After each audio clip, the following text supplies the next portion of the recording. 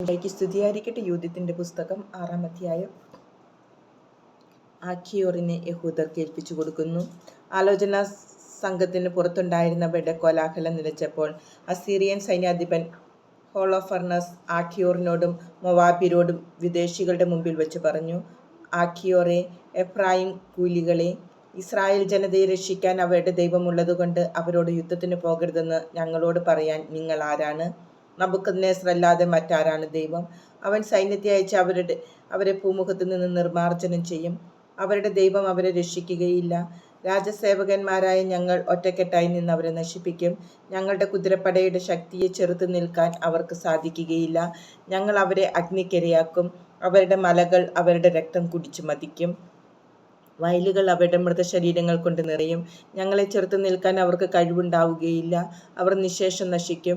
ലോകം മുഴുവൻ്റെയും നാഥനായ നബൂഖദ്നേസർ രാജാവിൻ്റെ വചനമാണിത്. അവനാണ് സംസാരിക്കുന്നത്. അവൻ്റെ വാക്കുകൾ നിഷ്ഫലമാവുകയില്ല.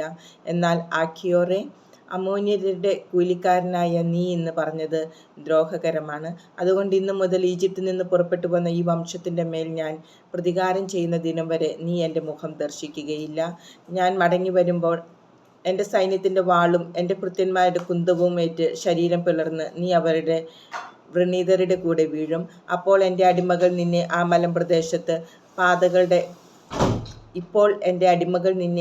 മലമ്പ്രദേശത്ത് പാതകളുടെ സമീപമുള്ള നഗരങ്ങളിലൊന്നിൽ പാർപ്പിക്കാൻ പോവുകയാണ്.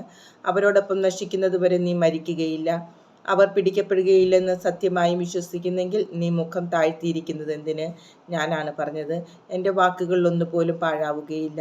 അനന്തരം ആഖിയോറിനെ പിടിച്ചുകൊണ്ടുപോയി ബെത്തൂലിയായിലെ ഇസ്രായേൽ ജനത്തെ ഏൽപ്പിക്കാൻ ഹോളോഫർണസ് പാളയത്തിൽ തൻ്റെ പരിചാരകരായ അടിമകളോട് ആജ്ഞാപിച്ചു. അവർ അവനെ പാളയത്തിൽ നിന്ന് സമതലത്തിലേക്ക് കൊണ്ടുപോയി. അവിടെ നിന്ന് അവർ മലനാട്ടിലേക്ക് കയറി ബത്തൂലിയായുടെ താഴ്വരകളിലെ അരുവികൾക്കരികെ എത്തി. നഗരവാസികൾ അവരെ കണ്ടയുടനെ ആയുധങ്ങൾ കയ്യിലെടുത്ത് ഓടി കുന്നിൻ മുകളിലെത്തി.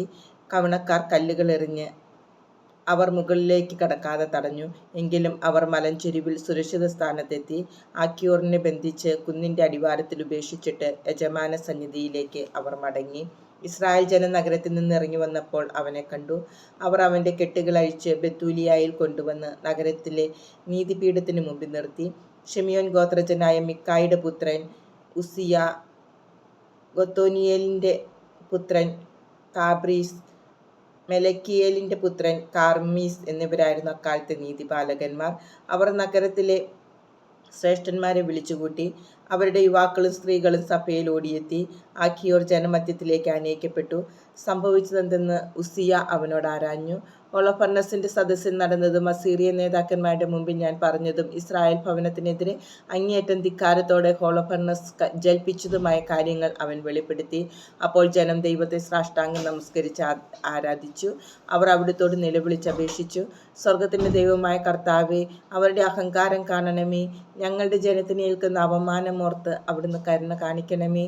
അവിടുത്തെ സമർപ്പിത ജനതയെ കടാക്ഷിക്കണമേ.